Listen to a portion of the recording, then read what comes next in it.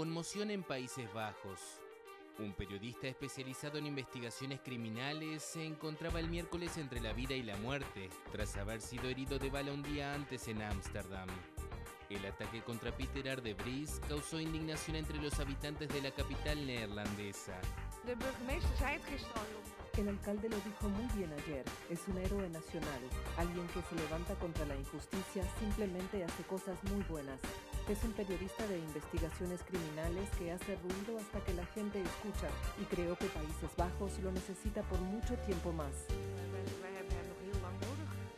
El periodista y presentador de 64 años recibió varios disparos en una calle del centro de Ámsterdam hacia las 19:30 horas, cuando abandonaba un estudio de televisión tras participar en una tertulia. Conocido por su papel en varios casos criminales, suele aparecer como portavoz de víctimas o en el círculo más cercano a testigos clave.